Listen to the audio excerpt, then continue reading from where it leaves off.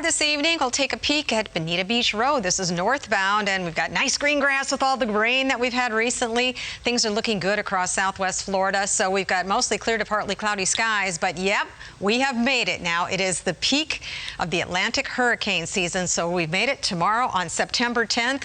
Right there, we've been reaching that goal, and now we should be on the back side of it, hopefully, but that certainly is no guarantee. So what is so special about September 10th? Why is that the peak? Well, several reasons. Ocean temperatures are now at their highest. It takes water of at least 80 degrees to be the fuel for tropical cyclones. Atmospheric conditions are right now at their peak. Wind shear is declining, and it's wind shear that tears up tropical cyclones, so we don't have much of that. And many of these disturbances coming off the African coast become tropical systems. Almost every one of them now at this time of the year has the potential to become a tropical storm or a hurricane.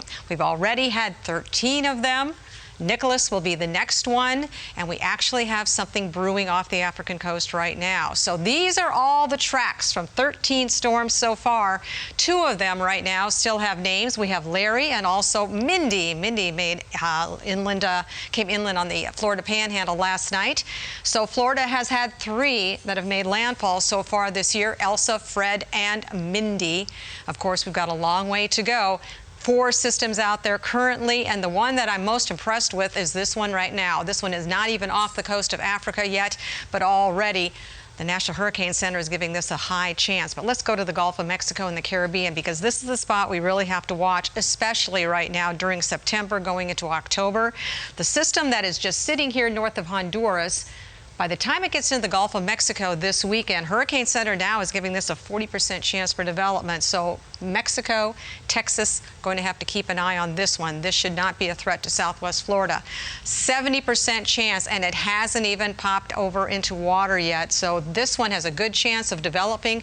Likely going to see at least a tropical depression by the early part of next week. Showers today, nothing to do with really direct impacts from Mindy, but some leftover moisture.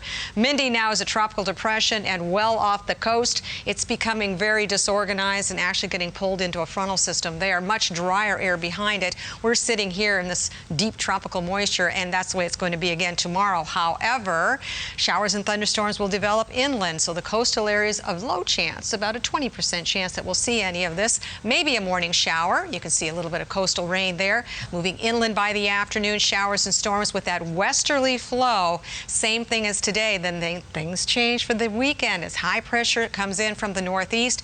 Our winds will switch to a south-southeasterly direction. Timing of the storms will be late afternoon into the evening. And we have a cold front that will come in as well. So that will direct all that rain right across the central and the southern part of the state. So do expect to see showers and thunderstorms this weekend. Punta Gorda right now, clear skies, 81 degrees. We're expecting clear to partly cloudy overnight, 78, and then tomorrow partly cloudy with inland showers and thunderstorms. Highs again around 92. 90 is the normal high for this time of the year. Again this weekend, we are expecting scattered showers and storms with temperatures